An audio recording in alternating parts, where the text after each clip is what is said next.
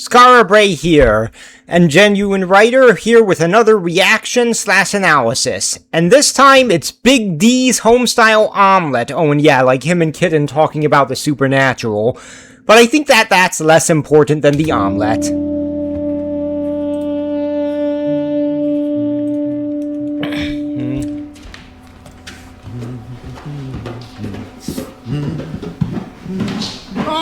What a beautiful morning to— Who the fuck is in my kitchen? Okay, I'm gonna count the draw sword part as foreshadowing since we didn't see it in the previous episode. And well, I'll count it as foreshadowing when he actually draws it out in, I think, the one after the next. Also, this thing establishes that, well, more of Big D's character, in this case that he probably has PTSD, considering how he reacts to finding Kitten in the kitchen before confirming his identity. Beautiful morning to— Who the fuck is in my kitchen? Son-in-law! Good morning, Sonny. Good morning, Sword. Sword what? Oh, this old thing. Sorry. I thought Yeah, like Big D being courteous. you were the landlord. And some more of, well, this is establishment here of Big D's anti-authority personality aspects. At least, in part. It's something that'll be built up more later, but him being anti-authority due to the gothic punk's nature of World of Darkness' setting is a big part of his character. And also one of the big things that differentiates him from the Emperor, who was most certainly not anti-authority so long as it was his. I own this house. We don't have a landlord. Oh, so that makes you the landlord, parasite.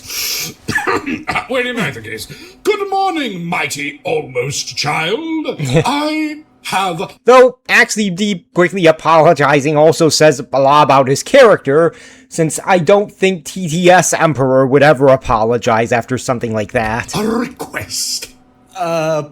Put the sword away and I can see what I can do. Capital. Consider it done. What was it? Son-in-law. Probably not a good idea in an enclosed room. And okay, more foreshadowing. A picture of horse on a horse mug. He yearns for my special omelet. Can you make it for me? Wait, did he Body say? yearns Oh, body. for my Body said special omelet. Can you make it for me? Setup of the episode. Sure. Do you have a recipe? I'll command the instructions to enter the brain with my powerful voice. I just really like how he words telling someone the recipe. It's very good part of it. Well, it's very good characterization of him, as well as being pretty funny. Yeah, alright, just need to mix boy's egg milk. Oh, Is egg milk a real thing, or is it something they made up for the show? Let's see. Well, milk is a dairy product which comes from an animal, so it might be meat. And oh, what is egg milk?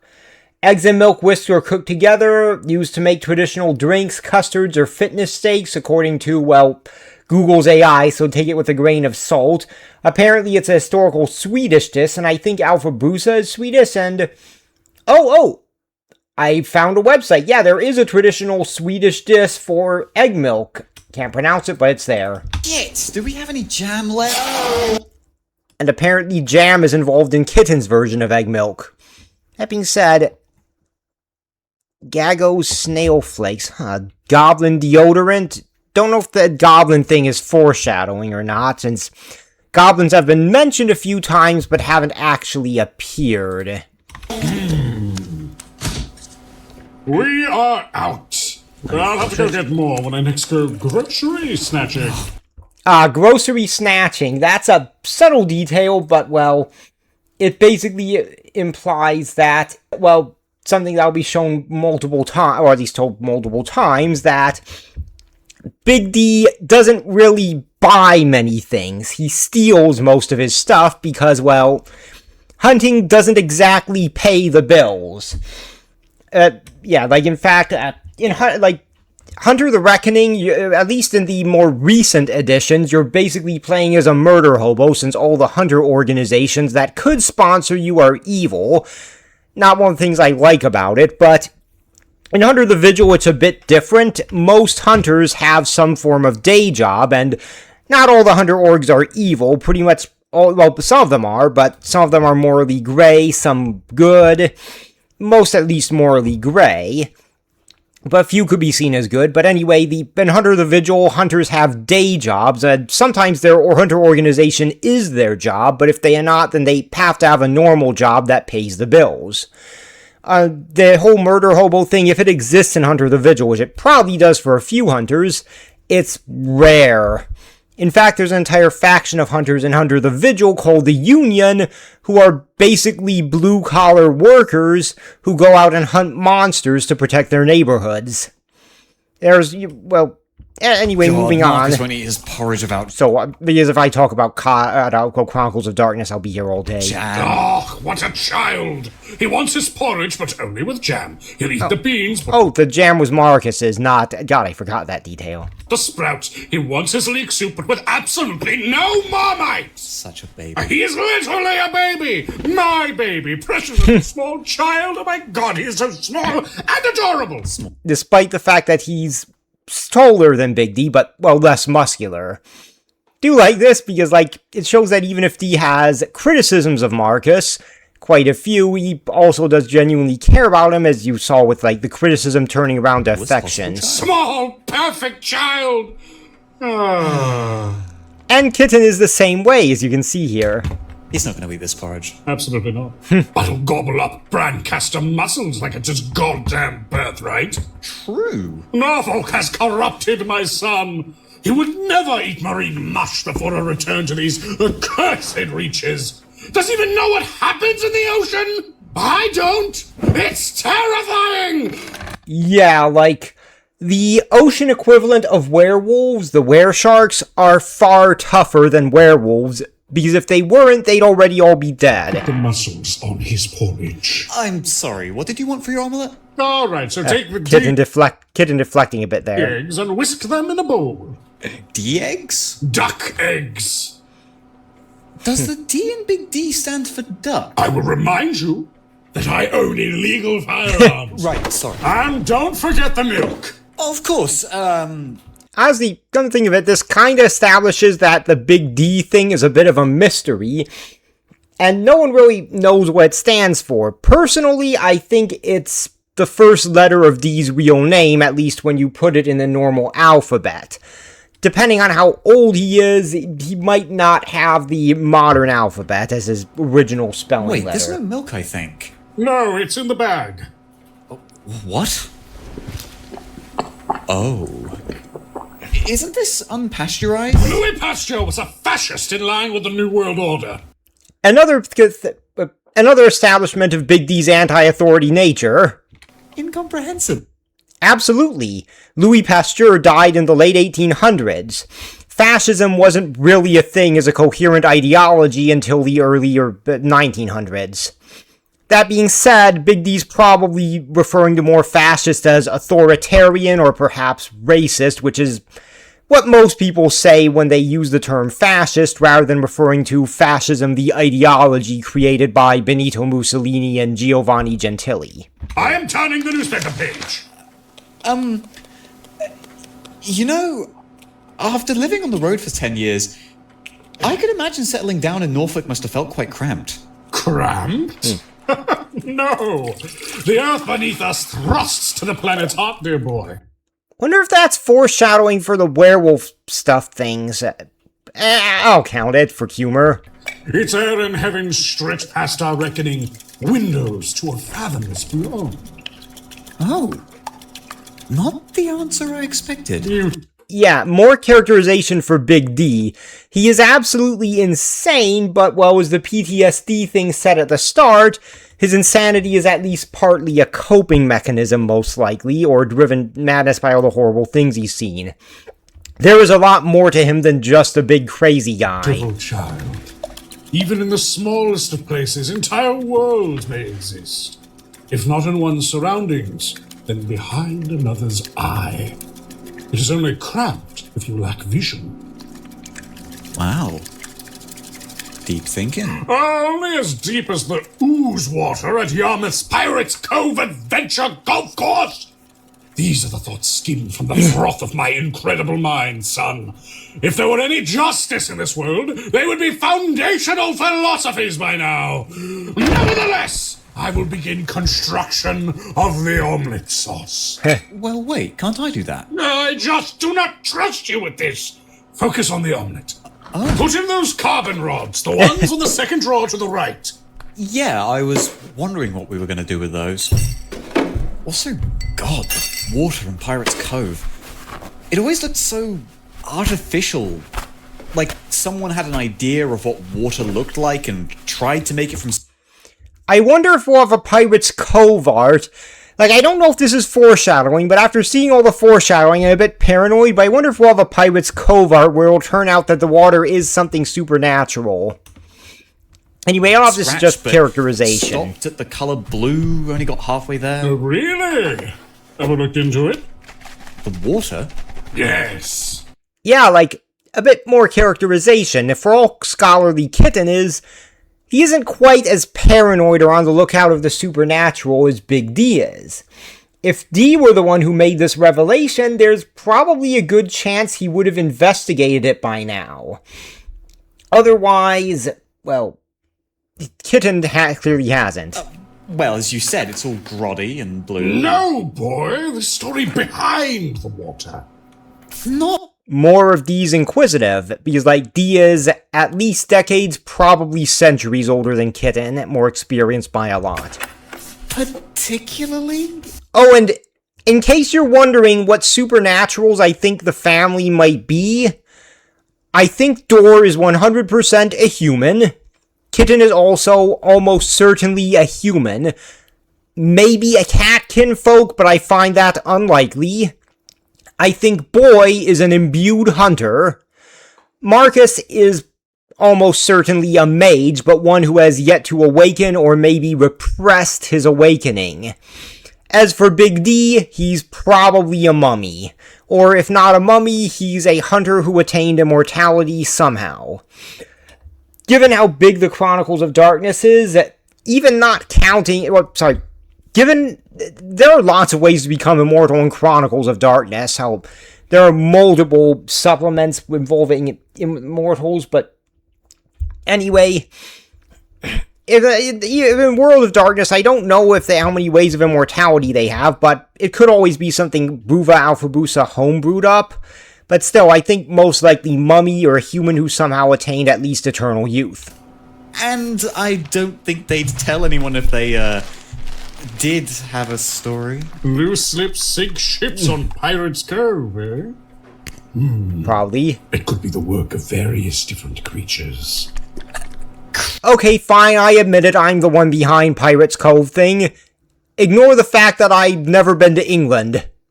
Creatures? And that at the time this happened, I was still a child.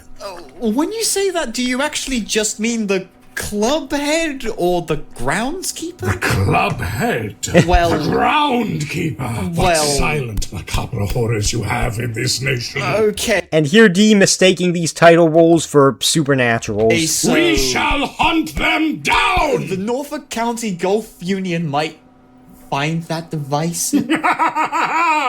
Oh, child, there is not a golfer alive I cannot kill. Oh, pour some sulfur in there just to get that tang going. Good. How's your omelette sauce coming? Oh, it's a simple thing. 1 tablespoon tomato paste, 1 tablespoon honey, water, sauerkraut, ketchup, tonkatsu, a bit of RBMK reactor core graphite to taste. Bit of what? Ketchup. That's a Bit of humor there, as well. How the fuck did Big D get that stuff? Well, probably stole it from Chernobyl or something. bit off in it? No! Ah, that reminds me. I heard about your little story. The one about the fiddler and the monk. And now we transition into the main core of this episode, with the rest basically being built up in character, well, less build up, more characterization and tone setting. Currently you set the tone that while things are weird because Big D is weird, this is basically just a normal morning. Did you? I did. Thoroughly charming.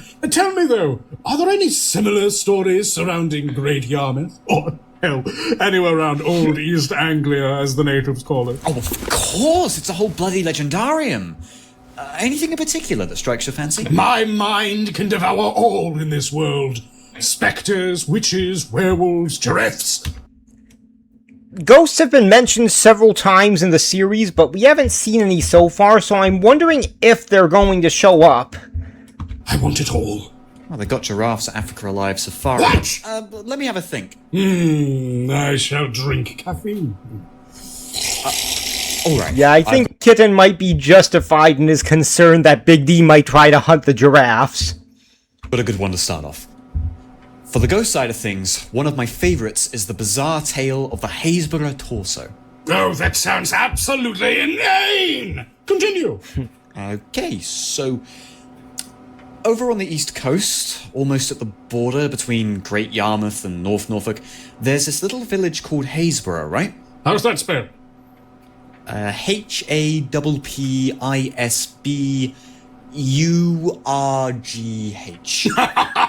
Your people's rejection of your own language is inspiring. Fun being as it's true. I'll kill the queen. But yes, I am aware of that wretch's hamlet.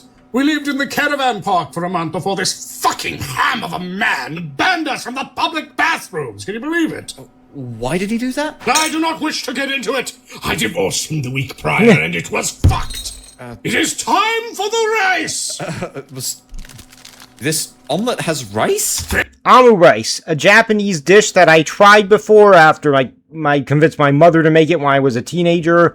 Haven't had it since, but I like it and would like to have more sometime. 'Tis my burden. You can go ahead and shred in some cheese and claw. Oh, no, wait. Completely different from the Amu rice I was thinking of. Both are beneath us. Ah. Well, okay. So, the torso.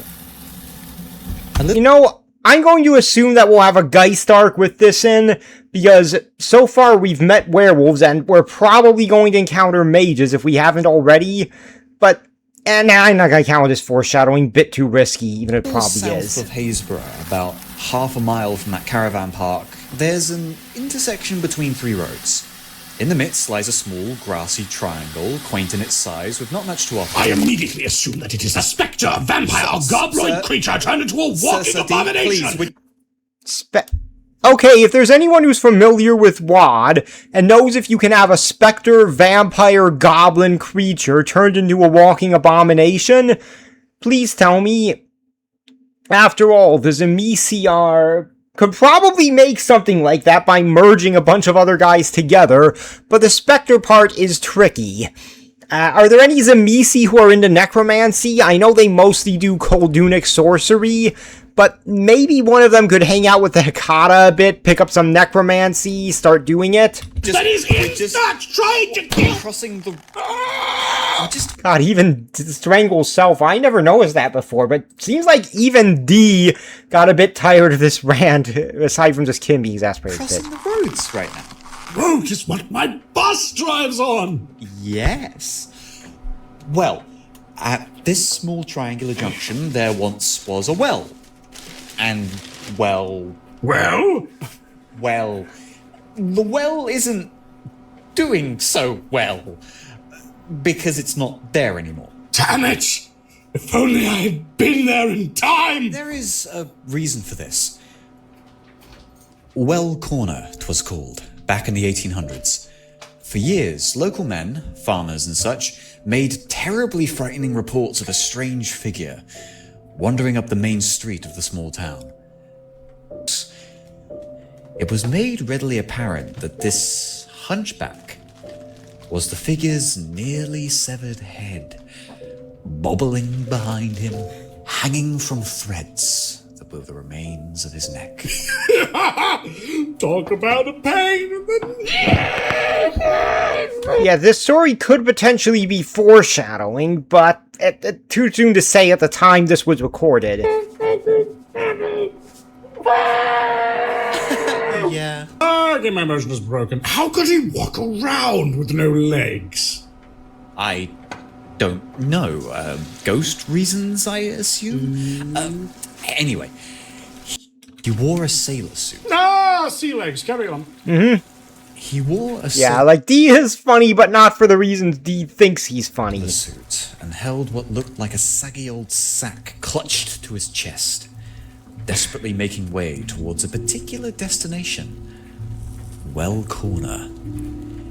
This figure could be seen for days, then weeks, after report upon report, sighting after sighting. Eventually, the villagers decided that enough was enough. Something had to be done. They settled on a plan. The shambling thing had, of course, been seen on its trail, leading all the way up to the well, where then the thing would throw the sack down into its depths. Okay, so these various stories, they aren't really characterization of Kitten's part. They are, however, basically just, well, very well written. That's why I just wanted to say that the way Kitten says it is both well written and well acted. Good on a guy who voices him.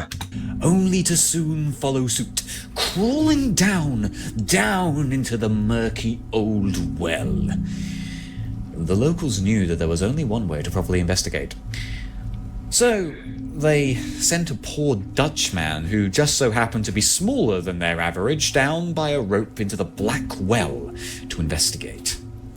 Down went the brave Dutchman late one evening, tense with fear, the murky waters still beneath him.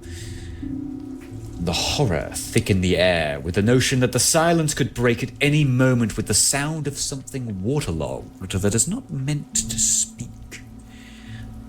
This, until at last, the Dutchman hung above the waters, and with a hook pushed down into the darkness, came upon something. Quickly, upon his call, they fished up first the Dutchman, then a large brown mass from the bottom.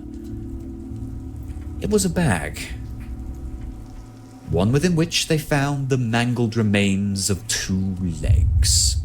Ooh, I should hope they drained that bloody well. Oh, of course they did. In its place, they even installed a new pump, and strangely, the sighting ceased after that. Really? Just from that? Could be that this damaged, that this whole thing damaged the ghost's anchor. Yeah. Which D will explain in a moment. At least the anchor part, I think. The very pump was actually removed some years after that. And? And the villagers once again reported awful groaning deep into the night. By all accounts, the ghost had returned, until at last the pump was reinstalled. That doesn't make much sense. Ghosts in general don't make much sense? Nonsense! They make perfect sense. It's just a sense we don't yet grasp. Big D showing off his experience, and also, look, this is basically the second episode, even if it's like an audio log.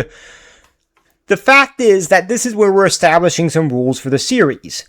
While the supernaturals might seem like they make sense, like they don't make sense at first, they actually do. They have their own internal logic, their own sense that they make. You might not understand them at first, but that doesn't mean that they're illogical or they make no sense. Something that I think should be kept in mind as the series goes forward, especially for people who aren't used to World of Darkness. You think so? My boy, all things are ordered and explicable. Even chaos hearkens to the beat of unseen principles. There is no true randomness, merely spontaneous whimsy.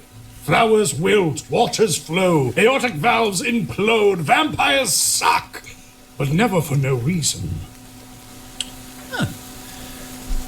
That's a surprising outlook, sir. I always thought you looked at the supernatural world with more, well, wonder, I guess? Boy, I ought to smack you, but I love you, so instead I flip.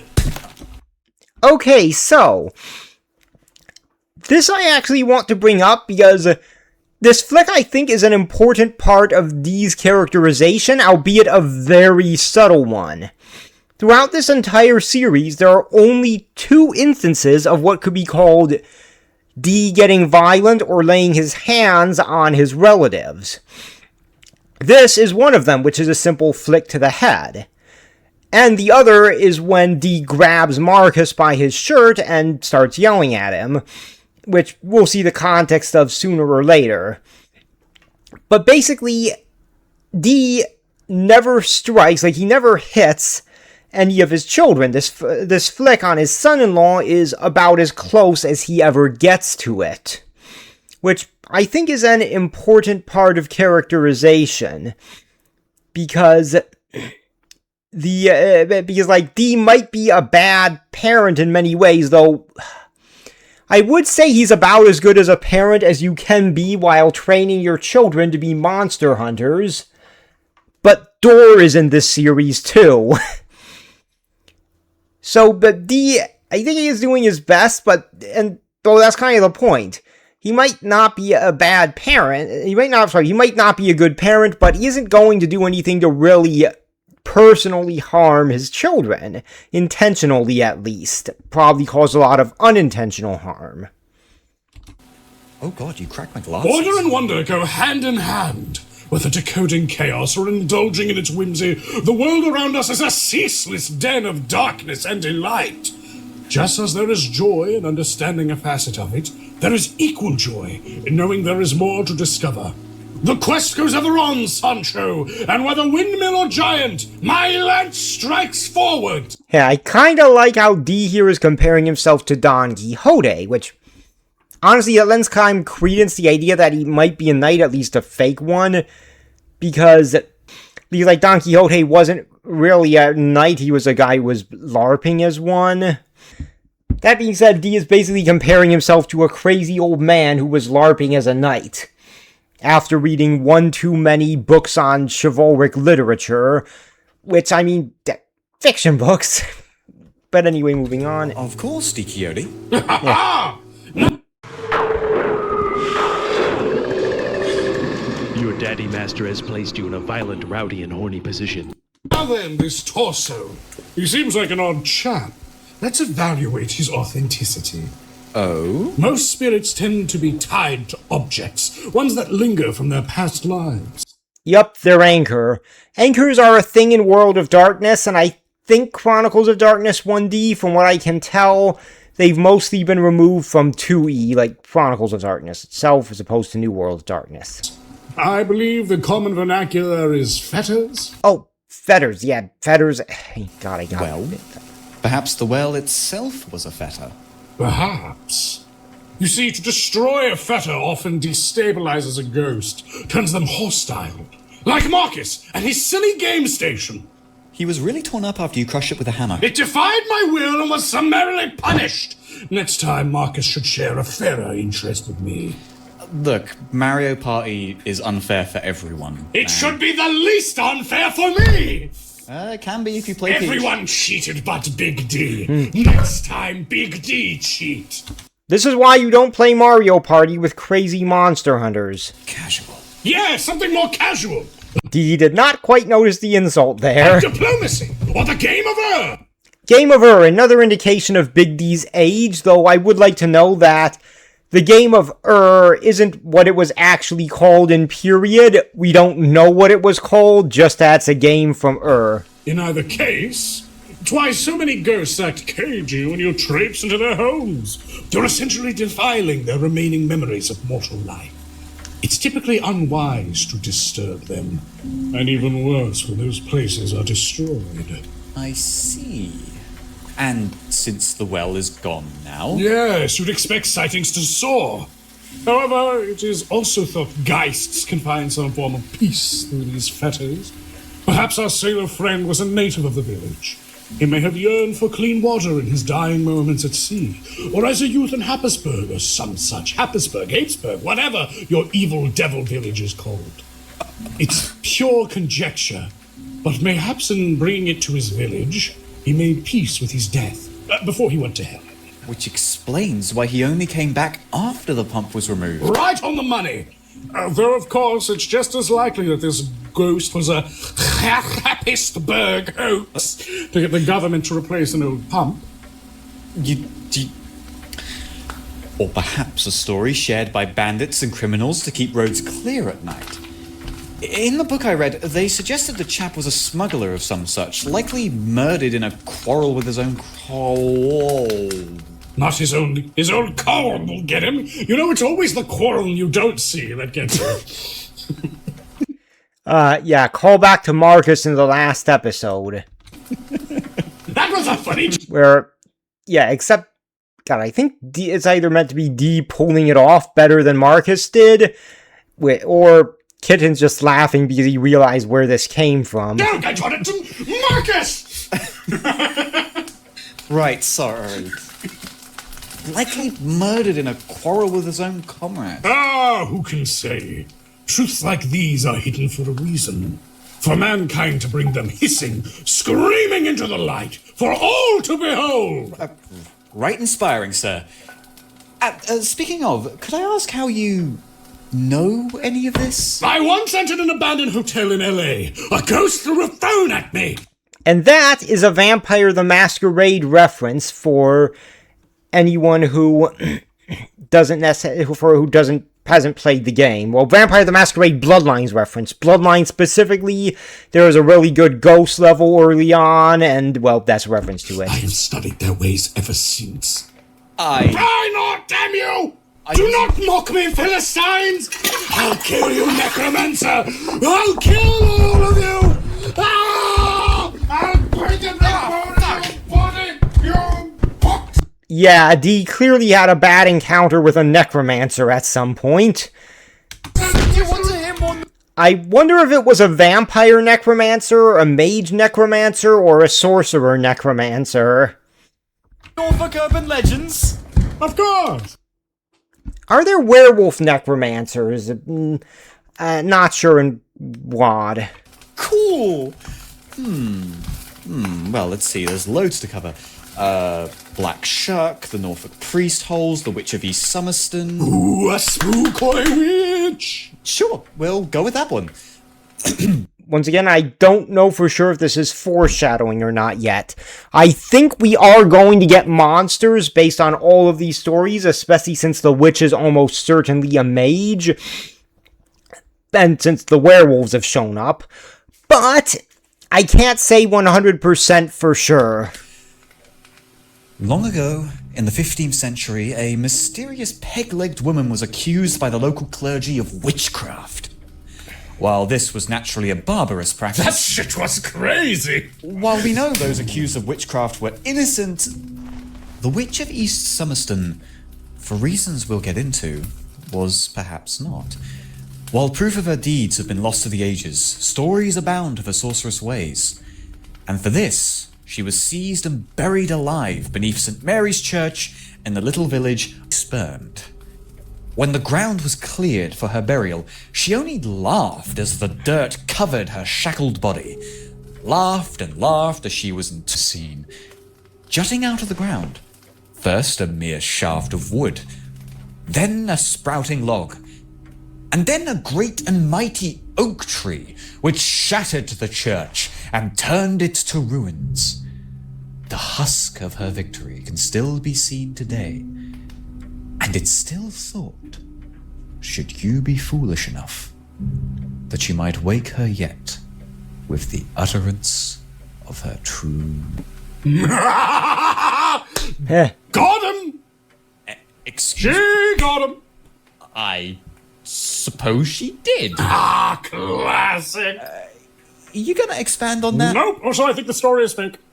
Yeah, one of the things is that I do kind of like about these settings is that urban legends and legitimately fake supernatural stories, as well as just rumors and falsehoods about what supernaturals are and what they're like, still exist. Not every story about the supernatural makes sense because just because the supernatural is real. Hence why D is doubting many of the stories here. Or at least only some doubts. Well, sir, I've taken you for many things, but never a skeptic. Come on, it doesn't make any sense! I mean, why would the Christians bury this woman in the middle of their church? What, do they just dig up the floors in the middle of Mass, slap her in? The story might not be entirely literal. They could have just buried her in the lower levels. I mean, the oak is there, that's a fact at least. I still disagree. Why? Mainly because it contradicts me. At least you're honest. Well, I will say, your fake story does have all the markings of a witch's dastardly death hex. Assuming it isn't fake, of course. Of course. I admit I don't know much about death hexes or witches and the like. I explain. I also get the feeling that at some point a witch is going to, once again, I can't say this is foreshadowing because we haven't seen mages yet, except maybe Palmer. But I got the feeling that a mage is going to die at some point and get to unleash their death hex. Wizards and stuff, yeah? Yeah. They can die if you shoot them.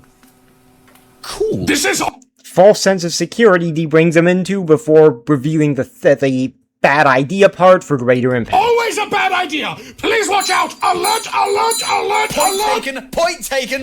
The reason for this is the death curse. Something you can find in the Dresden Files, too. It's this thing where... They curse you in death? Correct. And usually to death. It doesn't happen every time you smite a witch or wizard, but often enough that it's very dangerous to attempt. Oh, bloody hell. So you mean to say if there's an evil wizard running around, we can't do anything about it? Of course you can. Wizards are nerds you can easily punch. Oh, good. But to be safe, make sure you aren't seen. Or heard. Or known to them at all before killing them instantly, or else your brain will be turned into a cornered cob, and this is a fact. Yeah, that's one of the things in the Dresden Files, in Cade's, a character in it, I think Kincaid's his name, says that basically the only way to the best way to kill a wizard is to snipe them from a large distance, where they don't even notice you're there. Because otherwise they could hit you with their death curse and all sorts of arcane power, and the main character is at this point, oh shit, I don't really have an answer to being shot with a sniper rifle and I don't even know I'm being attacked. And to be fair, I don't really think this is necessarily an instance of modern technology aside from distance. If you don't know someone is trying to kill you, it's very difficult to defend yourself from them. That being said, the fact that this guy who, in the Dresden Files, we've seen slaughter vampires with a shotgun, basically says that against a wizard he'd have to use a high-powered sniper rifle, and from a very far distance is what he'd have to resort to do it safely, says a lot, and wizards in the Dresden Files are nowhere near as powerful as mages get in World of Darkness or in Chronicles. Low-level so they're just different powers. Oh, well, So that should tell you how dangerous they can scary be. as killing one is, at least they're not so hard otherwise. Oh, actually, they can warp reality with their wheels and brains. Exactly. What? Yeah, near infinite power to alter creation. Oh! Man, and I thought Kevin was bad. The great and mighty Kevin was formidable.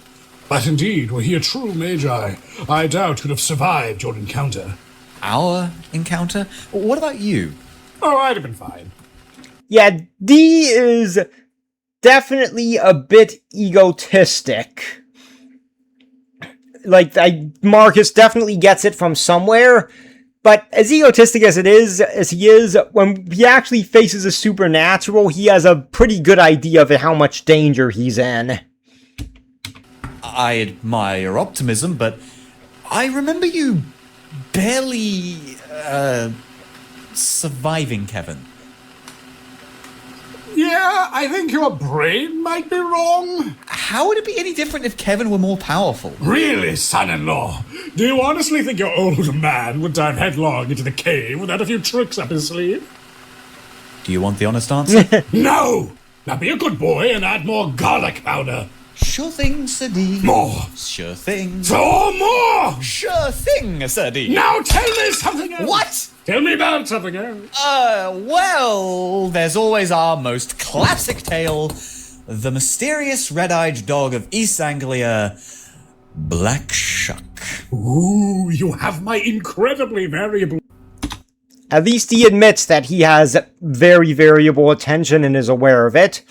Both Dee and Marcus seem to have a degree of ADHD. Probably runs in the family, though Dor doesn't have it, but there's also his mother's genetics, so there's that. Black Shuck is a mysterious creature. Tales of its appearances date back to at least the 1500s, but probably stretch even further. Stories of a pitch-black hound with dreadful red eyes whose glow portends calamity and misery. A little similar to a banshee, then, eh? I suppose so, but banshees are more direct.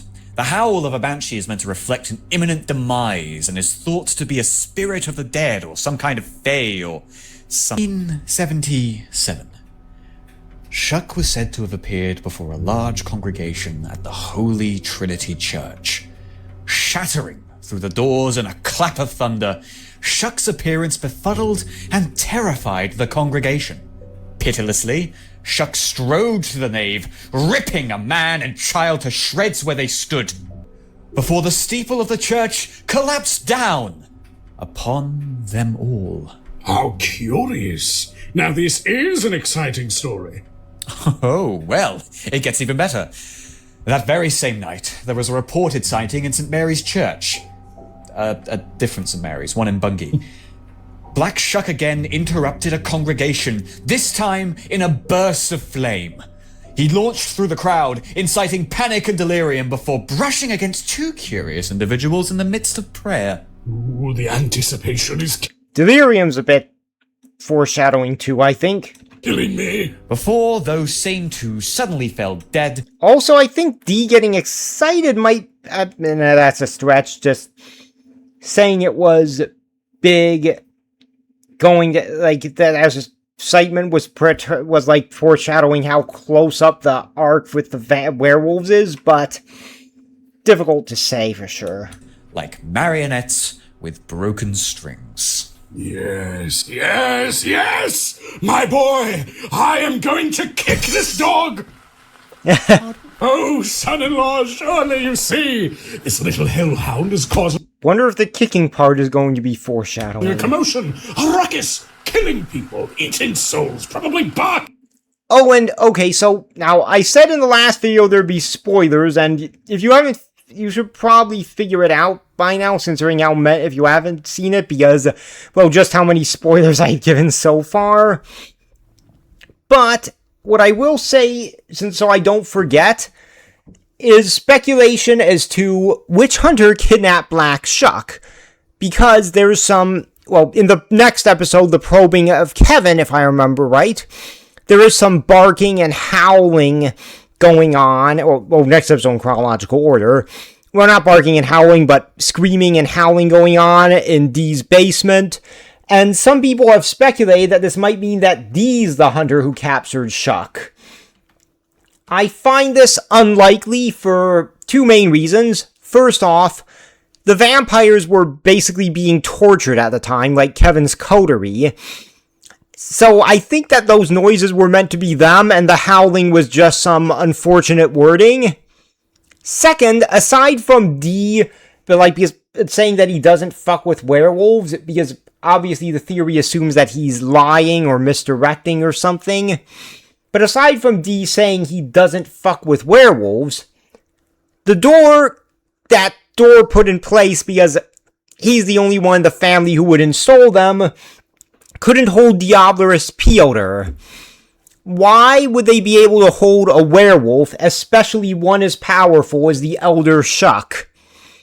Now, if Dee has kidnapped Elder Shuck at all, my theory is that, well, it was not really kidnapping, but more so Dee found Elder Shuck injured with something that would cause even werewolves to have slow healing from it, and either at Shuck's request or out of his own altruism, brought him in for healing, and the other werewolves mistook that for a kidnapping.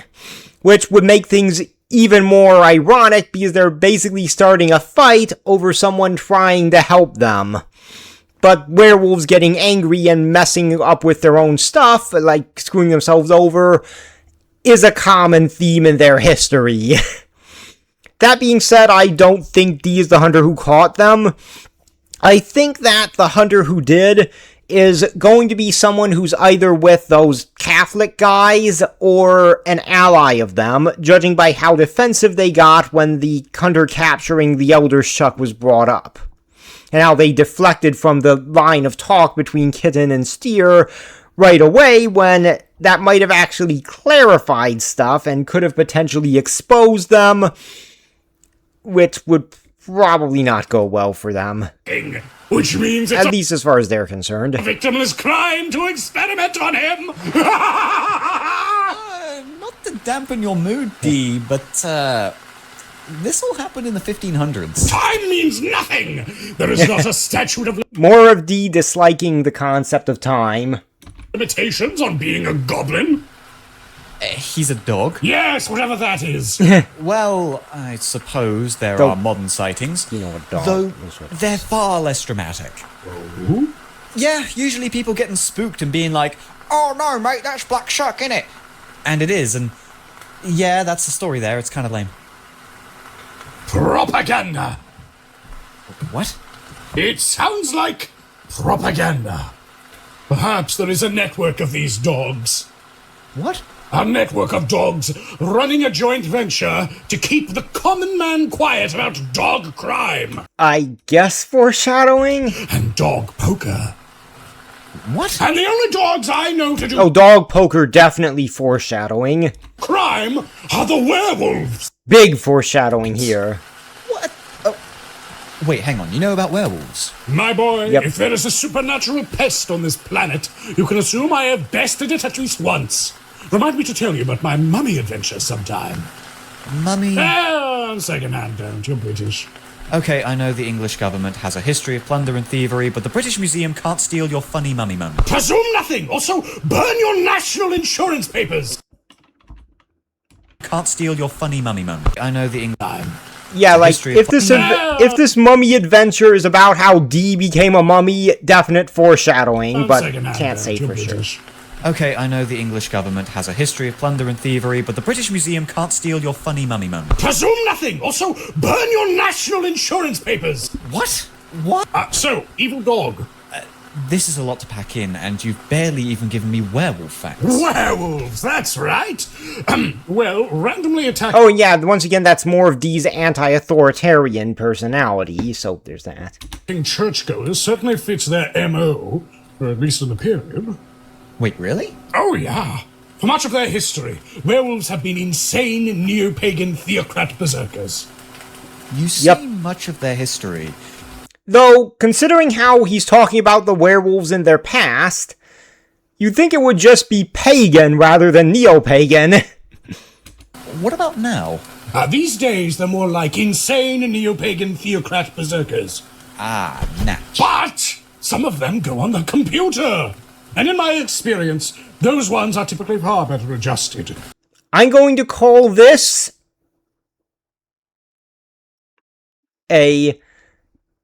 foreshadowing. Foreshadowing because, well, one of those guys shows up, yeah. Which is ironic, considering the computer is the devil. Who'd have thunk it? I'd have thunk it. But then that's cheating, because I already knew. Fair point. But there are things that line up and don't line up about Black Shuck as a werewolf. Oh, do tell. For one, the more recent sightings tend to be rather uneventful, correct?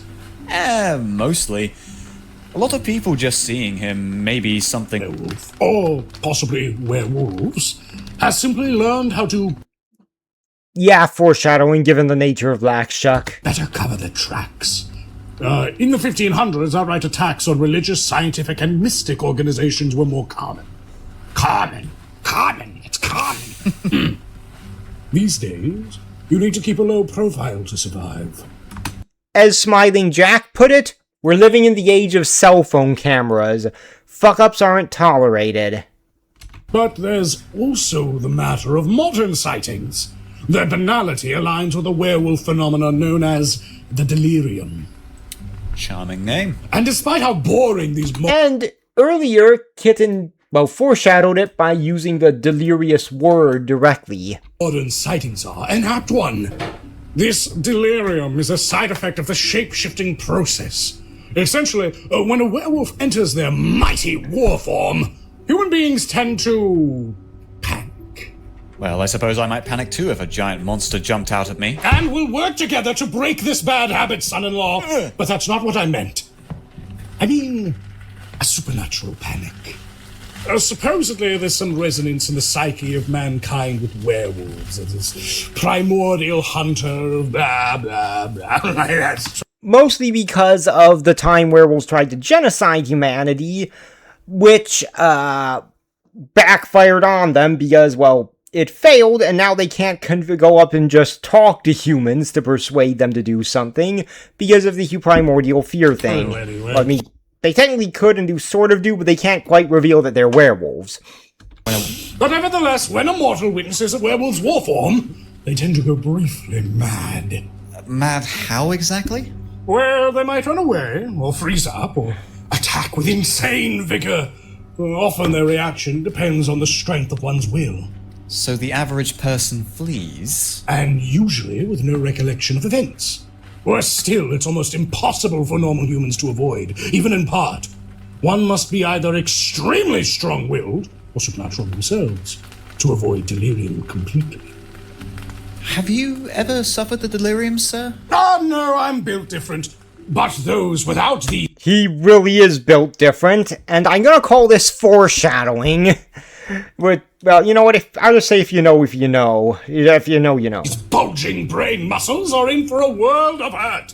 I train you and the others for precisely this reason. Discipline, determination. Oh my god, I'm losing my chance for a 3D alliteration. Oh god, help me, destrucity. That's the word.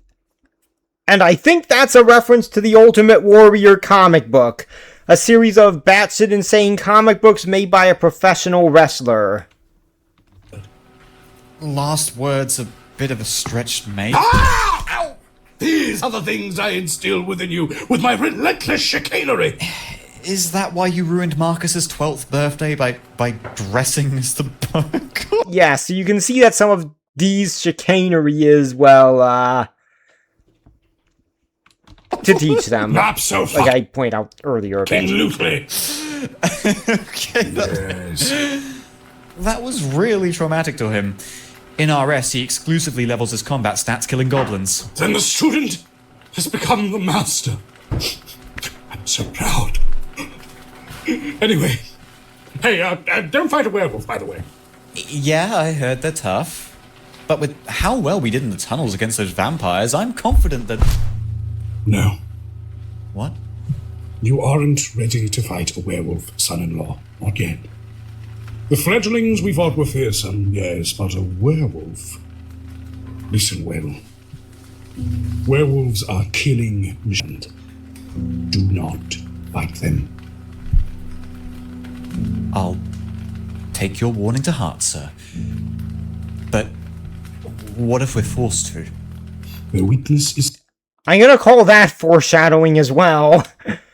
silver, due to their combat with the moon. Can't think of it. Silver bullets, silver knives, use them. Focus on evasion and trickery. When they're at their most Actually, that's kind of foreshadowing too a bit, thinking of it. dangerous, they're at their most feral. Blind them, distract them. Trust your wits, not your fists. Right. I understand. Good. Because it's omelette time! Shit, I forgot the omelette! It's burning! Fear not! It's just the way I like it. Here we go, and now the sauce. Is it supposed to smell more like egg than eggs do? Yep. Why are you putting it in the blender? Oh, to blend it. Yes, sir. Big D's home-style omelette. You know, I'm gonna call the blender thing and it being destroyed foreshadowing, just counting it as one there. AKA sulfuric acid. I wonder if that stuff mixed together would actually make sulfuric acid, but I also don't want to find out. You're not eating that, right? Silly boy. I would probably die or throw up. No, this is for our illustrious guest, the great and mighty Kevin. Ah, I understand. Wait, there are... Yeah, he's gonna love the sulfuric acid. Way easier ways to make acid. I understand nothing. It's the principle of the thing. Besides, Kevin is a vampire. They can't eat food. By mixing the acid with food, it makes it even more unpleasant. Is that gonna kill him? I mean, well, I don't, yeah. Yeah, here, despite these experience and how much he seems to know, which we'll get more to next episode, since this episode and the previous one didn't really showcase it, he doesn't know everything about vampires, like doesn't know the limits of Kevin's durability. I don't know, but ideally it would come to this. This is just for torture purposes. Somehow that's even worse. Relax, it's actually very funny and moral. And besides, it's the threat of torture that's the most important. True. One of the things that inquisitors and other torturers would do throughout history is, before actually torturing someone, they'd show them all the torture devices and explain exactly what they're going to do and what they would do. A lot of the times, just showing someone the torture devices is enough to make them crack. Like, actually torturing them in that instant becomes unnecessary. Like, for example, with G. DeRay, he refused to confess at his trial for the child murder stuff. And, like, he was, well, not confess, he did end up confessing, but they had to bring in evidence anyway in the form of witnesses. There was a much higher standard of proof and evidence in medieval trials than people thought. They brought G. DeRay in to be tortured because he refused to give a plea. Didn't plead guilty, didn't plead innocent. And then the moment when he saw the torture devices, he gave a plea. Sometimes all you need is the threat of torture rather than the actual torture itself. That old Tremere will crack like an egg before I have to use this stuff. Mark my words. Tremere? Yes, that is the name of one of the vampire clans. Yeah, and D freaking out shows just how scared he was of that slip. And yeah, everyone hating them and wanting them to die is kinda accurate. The vampires in general are treacherous, but the Tremere are known for being particularly treacherous even by vampire standards, especially considering how they became a clan through diabolizing Salat. Everyone hates them and wants them to die. Do go on, Sir D. What's the civil structure like? Are they bloodlines, families, impersonal syndicates? Do they confer abilities? What are their secrets? Are there any Norfolk clans? What are the other ones? What's an antediluvian within this context? Why does Piotr hate them? Son-in-law! I have two cruel truths to impart upon you. I mentioned Piotr is hating them. Despite the fact I don't think Piotr brought it up all that much. But maybe it's because Piotr's the one he defeated and that's the first one that came to mind. And now D's going to really show his experience as a hunter, aside from just knowing what a Tremere is. The first is, you will need to buy a new blender. The second, vampire lore is, tricky. More than any other supernatural creature, vampires despise being unveiled. Very true, and everything he says here shows off his incredible experience with them. They relentlessly hunt any breach of their vaunted secrecy with organized and military precision. As such, though I know much, I speak little of it, and sadly, share even less. Of course, but surely you can trust your own family. Trust has little to do with it! Say I share all that I know. Indeed, to truly destroy this foe, we must understand it. But if I do so carelessly... Notice how the conversation started. I carelessly said the word Tremere. Yes? And this here is going to be important because it's D's full justification for not just telling them everything and wanting them to figure things out on their own with his guidance. If we were in public, in a restaurant, or on the street when I had said that, we would very well have to move. That's a tad extreme. And it is necessary. The masquerade, they call it. To wear the mask of a human. To blend in with us. To convince us their existence is but a fairy tale. Any breach in this masquerade is a threat to their very existence. For even though they are individually more powerful, they fear mankind more than anything else. They are few, and we are many. Should wider society discover their existence, man might well eradicate them. For while an especially mighty vampire could slay 100 mortals, there is a limit to their strength. Vampire numbers, I don't know if World of Darkness ever said how many vampires there is to one human. I know that Chronicles of Darkness said it was like one vampire to every 100,000 humans, or in an area with a particularly high amount of vampires, one vampire to every 50,000 humans. Which, actually, you know what? I'll do some quick math. Alright, let's see. New York City population. Okay, New York, I'll round that down to... You know what? Okay, I'll round that... okay, rounding convention, round that up to 9 million. Even though it's more, like... Actually, you know what? I'll just do 8,500,000, round down to that. And then I'll assume the 100,000 number. No, actually, I'll do the 50,000. Which means that if we're assuming the 50,000, there would be 170 vampires in New York City. Probably more like 200 or maybe even 300, considering how vampire population would be more skewed towards cities. Because, well, vampires tend not to go into the countryside in Old World of Darkness / just World of Darkness, because that's werewolf territory, whereas in Chronicles of Darkness, they tend to stay in cities because they feed on humans, and most humans are in cities. But still, even if a vampire, like, if these numbers are even remotely reflective of Old World of Darkness, an especially mighty vampire might be able to kill 100 guys, but we outnumber them by over 10,000 to 1. And vampires can't go out into sunlight. So we could just attack during the day to further lessen casualties.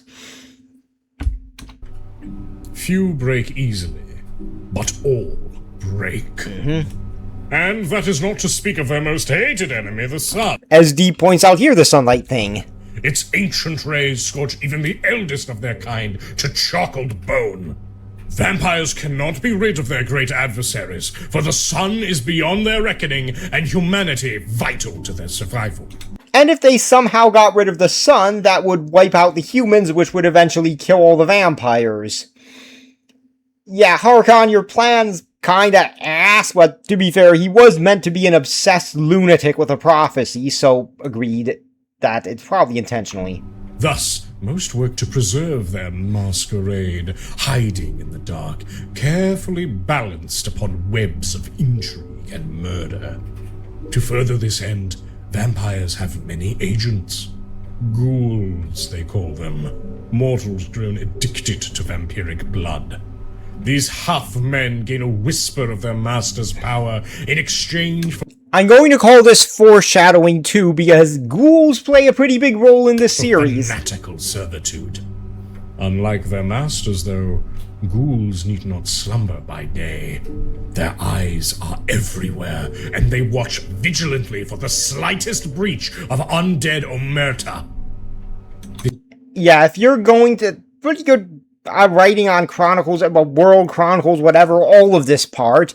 Because if you can't go out in the day like most vampires, or all in World of Darkness, you're gonna want someone who can to serve you, especially considering how much business goes on today. This is why we hunters are responsible for the vampire threat. We learn as much of the vampire as we can and spread it safely to ensure these parasites become the forgotten myths they pretend to be. Even this is a treacherous task, for we cannot know which parts of our collected vampiric lore are mistaken assumption, the earnest truth, or malignant propaganda. Yeah, in World of Darkness, a good portion of vampire movies are made by the vampires to try to do stuff like trick people into thinking they have weaknesses that they don't, or discredit the idea of vampires as being real by showing ridiculous movies involving them.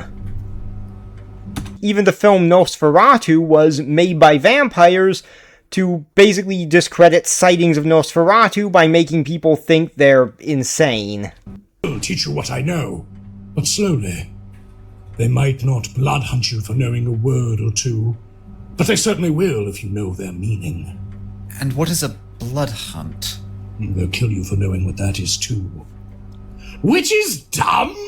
And back to the comedy. This series does tone shifts really well. Because it's kind of just what it sounds like. Every vampire in the region hunting you for your blood. Hard to figure out. Breach not our veil of secrecy. Vampires are so silly. Still, it'd be nice to know what we're dealing with. For instance, Piotr flashed in and out of visibility on the security cameras, and I swear... Oh, security cameras, that's foreshadowing. 8-Boy gets uglier every time I see him. 8-Boy was the Marcus of the group, right? Absolutely. Fuck him. Oh yeah, fuck him. But yeah. Kitten was saying that with a bit more lust in his voice, I think. Though he might just be noticing things. Your questions are there. valid. Let me say this then. Piotr, that sludge lad?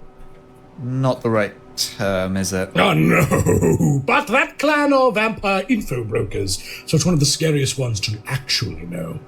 Sludge Lad is just fine for now. We're going with Sludge Lad.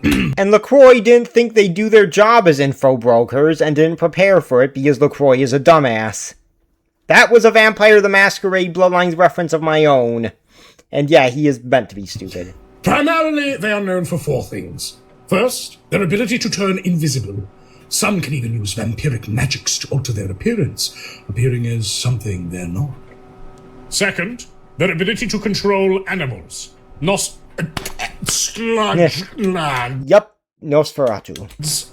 Are known to use legions of vermin as their eyes and ears. After all, who better to eavesdrop than the rats in your wall? All the worse when they're ghouled by their undead masters and gain a smattering of their vampiric magics. That explains your intense pest control methods. Listen, I raised Dor on a steady diet of home-hunted spy rats, and look at him! He came out American! This is another reason why I don't think Dor is actually American. I think he's born in some other country and LARPing as an American. Well, that being said, he might have citizenship, but he certainly wasn't born there or raised there. Because, as Dee points out here, he thinks that Dor eating rats turned him American. Now, if Dor grew up in America, even as crazy as he is, I think Dee would consider that the reason. Whereas if he, say, grew up in Switzerland or China or something, yeah, you need to have another reason why he's acting American. Isn't it awful? And so the third and fourth things? Thing 3 is that they're ugly. Oh. But ugly. Ah. Don't pity them. Honestly, some of them make it work. Oh, God. Yeah, Nosferatu have somewhat different abilities in Chronicles of Darkness than they do in World of Darkness. They don't have animalism there. They have Nightmare, which is sort of their ugliness. Also, in Chronicles of Darkness, they aren't necessarily supernaturally ugly. They can be, but generally speaking, their curse is that they have something about them that repulses people. They might be supernaturally ugly. They might look like they have a disease of some sort at all times. Or alternatively, they might just smell bad or have some form of mannerism that repels people. But yeah, so they do still have invisibility and super strength, which Dee's gonna bring up in a moment, I think.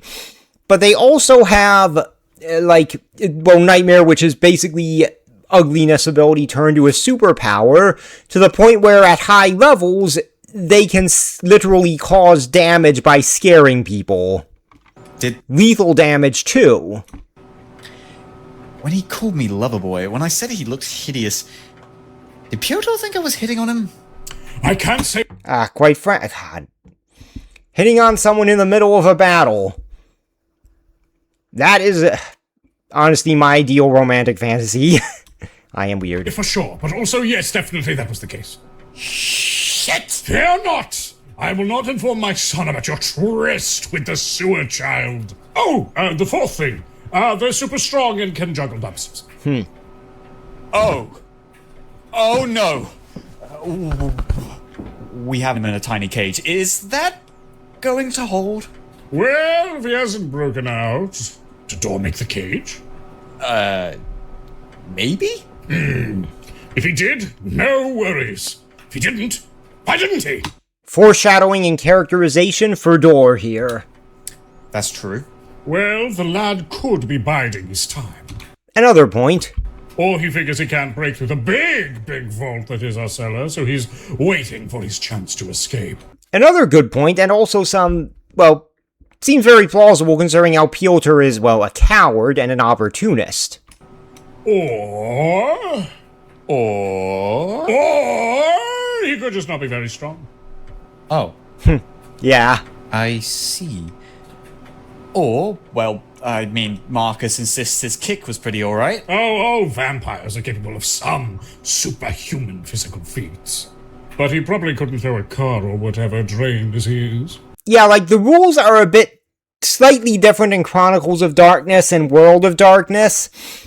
Vampires in Chronicles of Darkness, even compared to 1E, have gotten some pretty big buffs. But, that being said, generally speaking, the rule applies as this. Vampires all can do some supernatural feats of physical ability.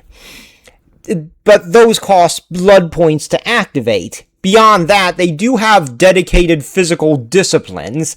How those work varies, but not every vampire has them.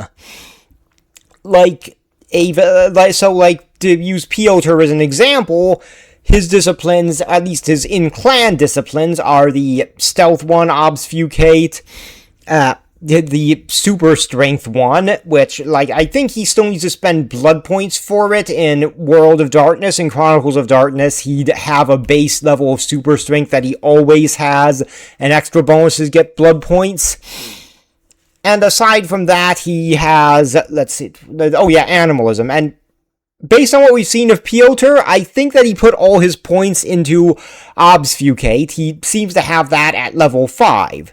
That being said, considering how he pulls off some feats of strength in the next episode, he probably does have some of the super strength thing, or maybe that's just him doing the blood buff that all vampires can do.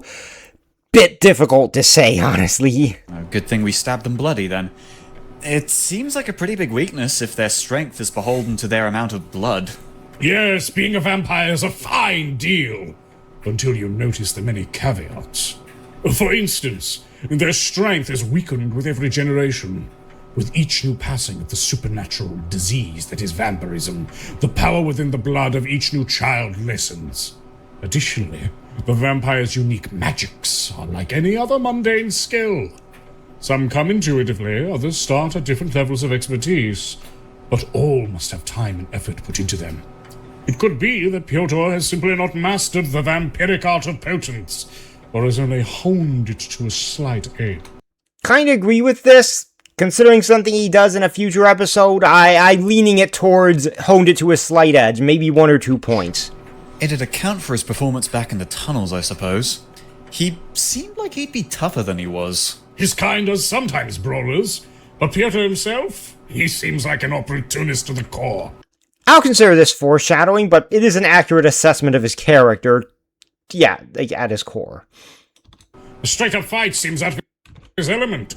The real danger comes from which of his other skills he's applied himself to. So invisibility or animal control? Him being able to disappear even on camera tells me his specialty might actually be invisibility. Not everyone is capable of that little hat trick. Or ugly. Yeah, he's really honed that into an art. I've seen ugly. Fair enough. In Hathersborough. Shit. When are they going to knock that place off the map? Now then! Wonder if that's foreshadowing. God, we're being paranoid with that. This has been a delightful conversation about essentially everything in the world. I must now go pour terrible slime down Kevin's gaping maw. But before that, be very cautious during tonight's interrogation. I'm sure everything will go well. Just remember, even a feeble opportunist like Piotr can be the death of you. Duly noted. Underestimating any supernatural quarry is a very bad idea. Yes. Exactly. Just look at Kevin in the last episode. My performance in the caves is evidence of that. Exactly. I am the most experienced and skilled hunter of this family. Yet, when I let my guard down, an inferior foe holds me at knife point. This is something you must truly understand. Hunting isn't as simple as a video game or an action movie, huh? I am Nope. not a video gamer, so this absurd language doesn't touch me. Commando, however, is an excellent piece of cinema, so I'll say yes, you get it. Say, what was up with those tunnels anyway? I will tell you when you're older, by a few days at least. Because I'm tired of these questions! Aw. But I guess I should probably get a move on myself. Breakfast cancelled. I've got to buy a new blender, it seems. It does indeed seem that way, child. Yes, it does. Want me to drive you? I'm fine. I'll take the runabout. Less gas spent, you know? Ah, yes, money and Yeah, that money issue again. all that. Well, good fortune on the road, and fare thee well. Farewell I shall. And son, know that I am very proud of you. Another thing Dee says here. And your blender. Thank you. Ta-ta! Adios! We are in Mexico today! I think Spain would be more relevant considering how they're in Europe. Bloody. Thank you for watching, everyone, and remember to like, comment, and subscribe.